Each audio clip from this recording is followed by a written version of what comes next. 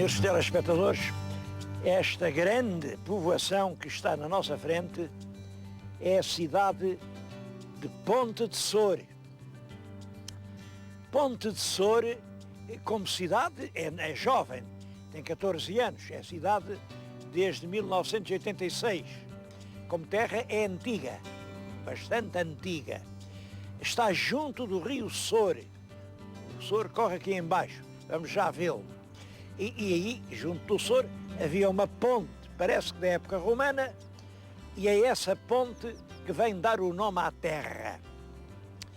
Isto é cerca de 150 km de Lisboa, faz parte do Alto Alentejo, isto ainda é distrito de Porto Alegre, mas já é um Alto Alentejo muito a transformar-se em Ribatejo.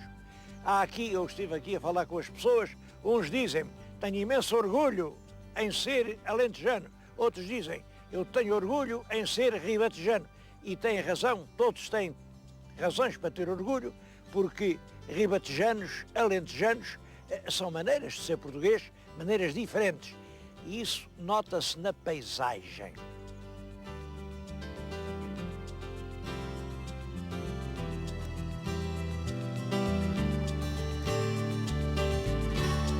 Ponte de Sor não tem grandes monumentos históricos, nem grandes nem pequenos. Penso que o mais importante de todos é esta pedra que está junto de mim. É um fragmento da ponte. Foi encontrado há alguns anos por um erudito local, o Dr. José Rafael, e foi estudada pelo professor José da Encarnação. E concluíram isto. É uma parte da ponte do imperador Trajano, aqui ainda se vê anos de Trajanos, depois havia Trajanos Óptimos. Isto permite datar a pedra de um ano seguro, 115 depois de Cristo. Isso quer dizer que é em 115 depois de Cristo que se constrói a ponte, e é com a construção da ponte que nasce a Ponte de Sor. Reparem, é uma pedra com o valor de uma certidão de idade. Por amor de Deus, guardem-na. Guardem-na, porque isto é um tesouro. Depois foi sempre terra pobre, terra de febres palustres, terra de muito trabalho, não houve possibilidade de fazer grandes monumentos. Bom, mas tem, como todas as outras, o seu passado.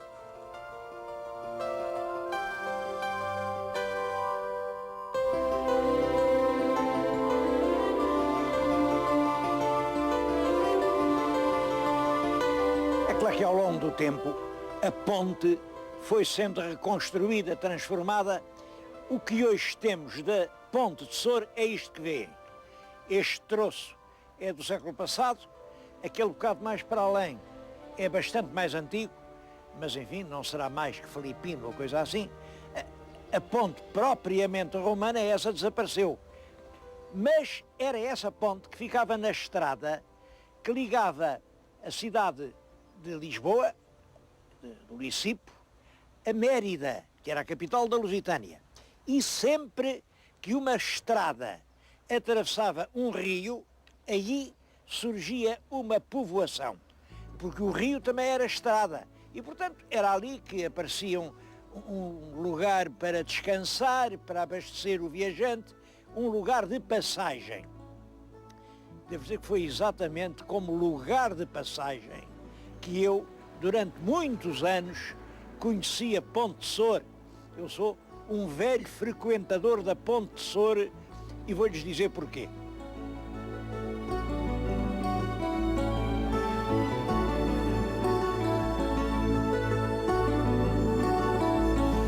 É que há cerca de 50 anos eu vivia em Lisboa. Tinha uma vida extremamente trabalhosa, porque era professor, era advogado, trabalhava muitas horas e esperava ansiosamente os dias das férias grandes ou da Páscoa, para ir às Donas. Bom, as Donas são uma aldeia perto do Fundão que é a aldeia da minha gente, estão lá enterrados os meus pais, os meus avós e o meu irmão. É uma aldeia que eu considero o meu berço. E, portanto, a gente tinha lá uma casinha e logo começavam as férias, saíamos de Lisboa com os filhos. Eu tinha nessa altura já 5 filhos, 5 rapazes, que eram miúdos, eram pequeninos, era uma escadinha, miúdos muito bonitos. E tinham um grande carro preto, era a altura dos carros muito grandes, porque a gasolina era barata, e vinhamos por aí fora, até que quando chegávamos aqui a Ponte de Sor, já os miúdos vinham cheios de fome. Então parávamos exatamente nesta loja em que eu agora estou. Era aqui, porque aqui isto deitava um cheiro a pão que enchia a vila inteira, era uma maravilha. E, além do pão, vendiam eles chamavam-lhe paiola, um pequeno paio. Bom, ainda hoje é muito parecido. Tenho aqui o pão, este pão é igual ao que aqui se vendia há 50 anos. A gente comprava um pão de quartos, era um quarto para cada um, depois abria-se, punha-se aqui um bocado do paio, umas fatias da paiola,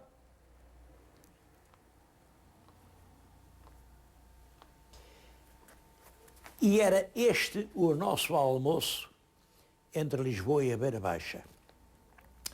Ainda hoje, os meus filhos se lembram desse sabor. Eu não me recordo, em toda a minha vida, de ter comido coisa melhor que estas sanduíches de paiola na padaria da Ponte de Sor.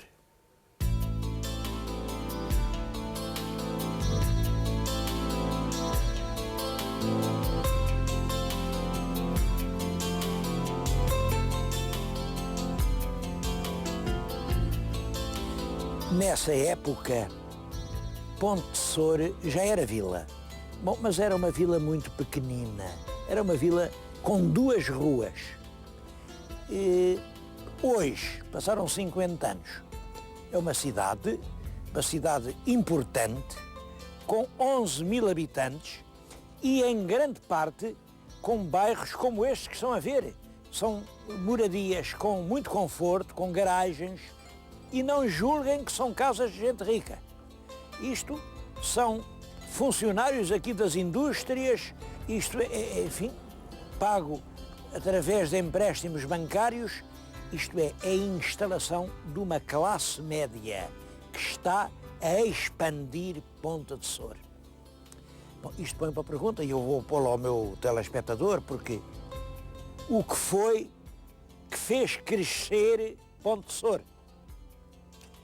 Como sabem, a tendência no Alentejo não é assim muito para o crescimento, pelo contrário, a gente encontra imensas terras, eu tenho encontrado, em que me dizem, isto há 30 anos tinha 30.000, há 20 tinha 20.000, agora tem... E que estão realmente a descer rapidamente. Esta não. Esta está a subir. Pergunta, o que é que fez subir Ponte de Sor? O seu telespectador ponha os seus olhos nos meus e responda. O que é que fez subir Ponte de Sor? O que é que transformou a pequena aldeia de há 50 anos numa cidade com tanta qualidade de vida como agora tem? O quê? Naturalmente, cada um dá muita resposta, porque, claro, cada um dá a resposta ao sabor do seu coração, e eu também o que vou dizer olha, é o que penso na minha maneira de ver. Primeiro, de há 50 anos para cá, exatamente no ano de 1959, foi inaugurada uma grande barragem, a barragem de Montargil. À volta da barragem fizeram-se grandes pomares que deram milhares e milhares de toneladas de fruta. Os desportos de Montargil, o turismo, a água, a fruta, tudo isso fez crescer Ponte de Sor. Bom, mas muito mais importante do que isso, muito mais. Quando eu aqui vinha comer o tal pão com a paiola, lembro-me muito bem, isto era os anos 50, dizia-se que em cada 20 portugueses já havia um com automóvel. Isto quer dizer, um automóvel em 20, o país podia ter 8 milhões de habitantes, portanto isto quer dizer 400 mil automóveis. Era o número que havia, 400 mil automóveis. Atualmente, é um número que acaba de ser comunicado pelo telefone, é o número apresentado pela Prevenção Rodoviária Nacional, há 4 milhões. De 400 mil para 4 milhões é multiplicar por 10. Quer dizer, isto era uma cidade de trânsito, uma cidade de passagem, mas por cada um automóvel que passava, hoje passam 10. E é claro que essa passagem veio aumentar imenso o número de... naquela altura era a padaria com a paiola, hoje há dezenas ou centenas, não sei, de lugares onde se pode comer confortavelmente. Tudo isso fez crescer Ponte de Sor. Claro que não é assim um crescimento sem quebras, porque os tais grandes pomares, lembro-me, eram famosos, os pêssegos de Ponte de Sor. Eu já hoje perguntei por eles, já ninguém tinha. Bom, eu agora vou à procura dos tais pêssegos de Ponte de Sor.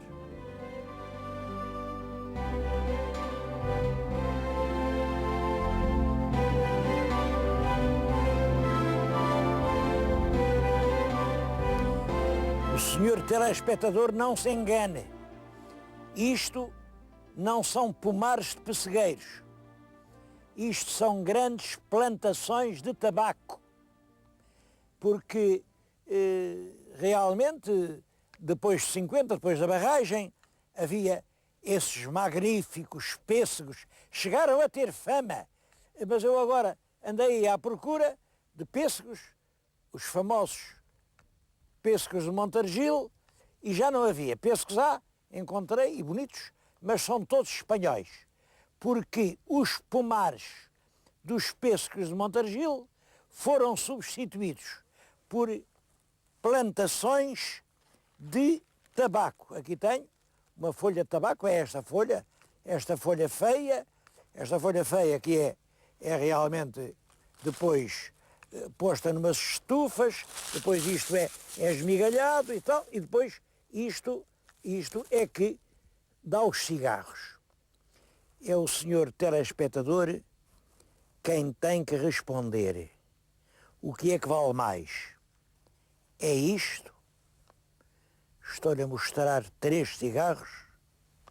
Ou é isto? Estou-lhe a mostrar 3 pêssegos. Eu respondo por mim. Até aos anos 80 ou coisa assim, eu fumava 3 maços por dia. Fui parar ao hospital, estive com um infarto, enfim, deram-me por morto durante vários dias e hoje devo, enfim, a relativa energia, olhem como estou aqui alegremente a protestar contra esta substituição do pêssego pelo tabaco, devo tudo isso ao facto de ter deixado de fumar. Mas, pelo visto, há quem não pense assim. Há quem não pense coisa nenhuma. Há quem só ponha na terra o que der mais dinheiro. E dinheiro por dinheiro, o que é que interessa que o pêssego alimente e que o cigarro envenene? O que interessa é o dinheiro que as coisas dão.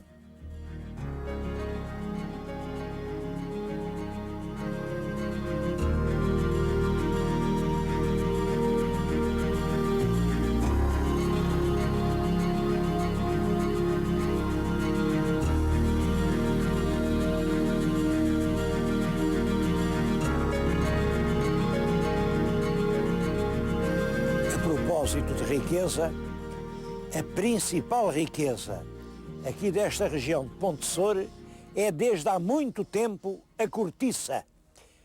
Ponte de Sor é um dos principais centros de produção de cortiça de Portugal.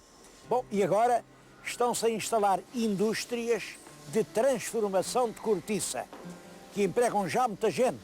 Eu estou-lhes a falar aqui numa fábrica, só aqui neste estaleiro reúnem-se por ano mais de 500 mil de arrobas de cortiça, que já é transformada em rolhas que vão para o mundo inteiro.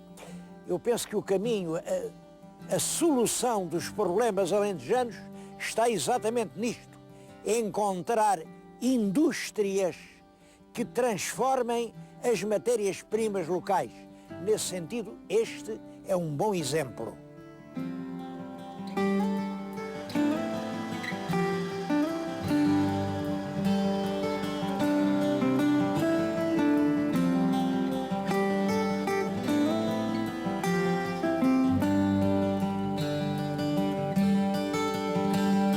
A evolução histórica da cidade da Ponte Sor é fundamentalmente esta. Cidade de passagem, mas onde passa muita gente, onde se cruzam influências, ideias, civilizações, nascem as ideias. E, portanto, da passagem surge uma cidade industrial. A primeira fábrica com características verdadeiramente industriais da Ponte Sor foi esta. Isto é uma coisa de há 40 anos, em que se fazia artigos de borracha. Ainda há aqui alguns do tipo das que faziam então, são as vedações dos vidros, mas era sobretudo solas de sapatos. Bom, claro, esta fábrica depois foi vendida, transformada, e hoje é aqui na mesma região, está ali a outra fábrica já aumentada, que funciona uma grande unidade industrial de acessórios de automóveis. Vou-lhes mostrar um dos acessórios. Eu escuso dizer ao meu telespectador o que é isto. Isto é a peça com que todos os portugueses sonham. Porque o português que não tem isto, anda a pé. O português que tem isto, sente-se um reizinho, vai aqui, e é ele que manda na estrada. Bom, é um volante.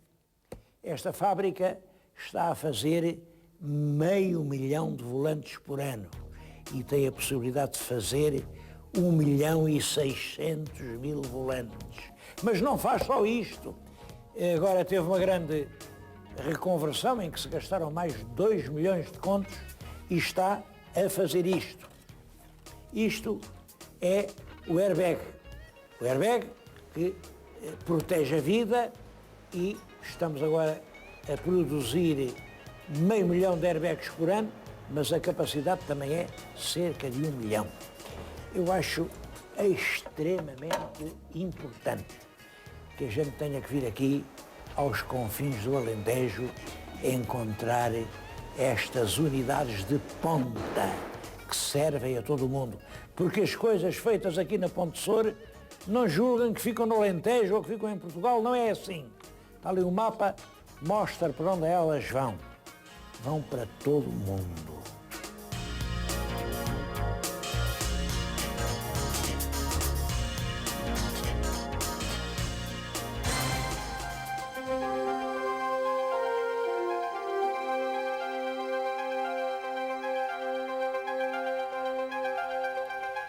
É precisamente isso que os senhores telespectadores estão a pensar.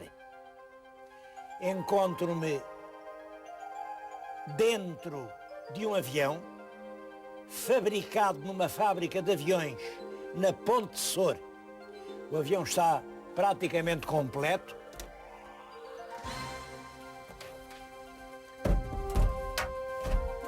Eu não vou agora levantar voo por uma razão principal. É porque esta fábrica ainda não está licenciada.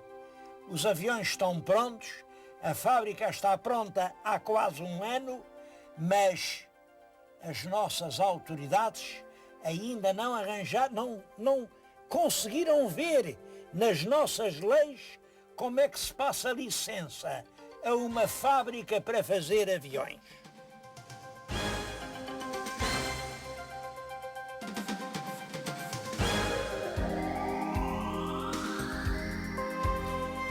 esta história da fábrica dos aviões de Ponte de Soure é uma das mais significativas e também das mais cruéis que eu tenho abordado ao longo dos meus programas.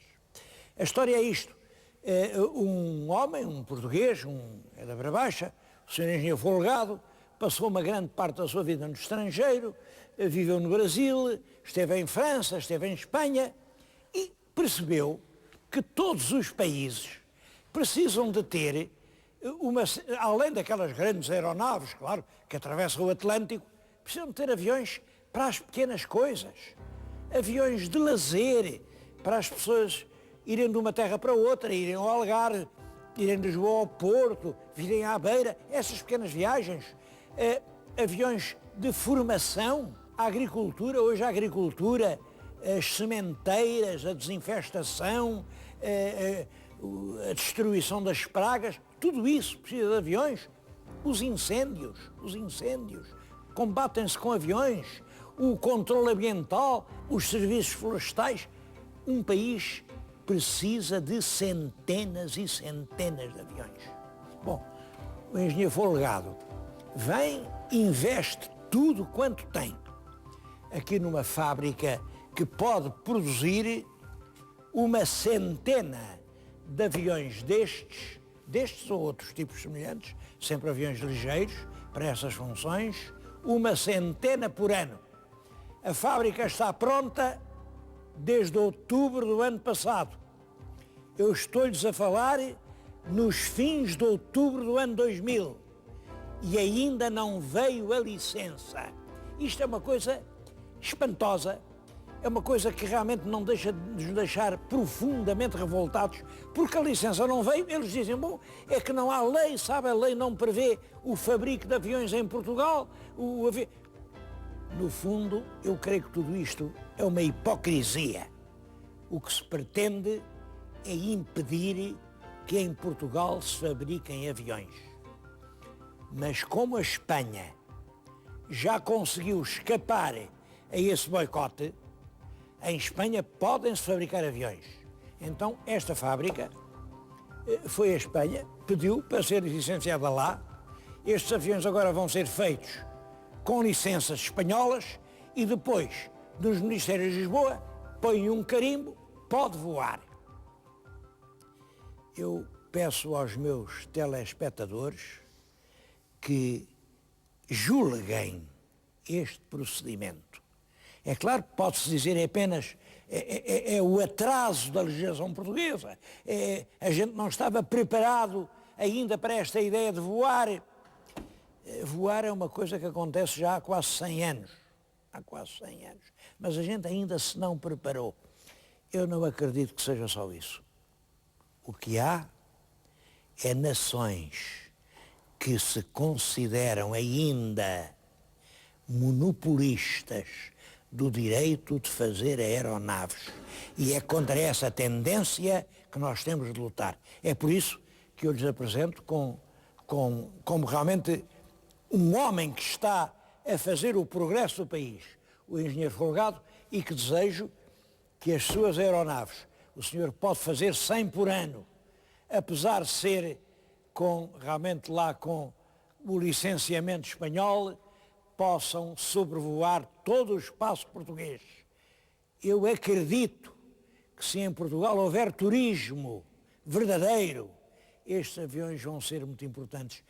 Olhem, infelizmente, quando o primeiro avião foi completo, quando se inaugurou a fábrica, o engenheiro Folgado fez convites, pediu ao Ministério da Ciência, pediu ao Ministério da Cultura, pediu ao Ministério da Agricultura, pediu ao Ministério da Economia, pediu às televisões nacionais, pediu aos jornais todos, etc, etc. Pediu a toda a gente que viesse aqui ver os aviões da Ponte de Soure.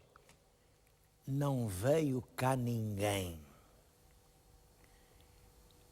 O triste sentido disto é que nem nós acreditamos em nós próprios.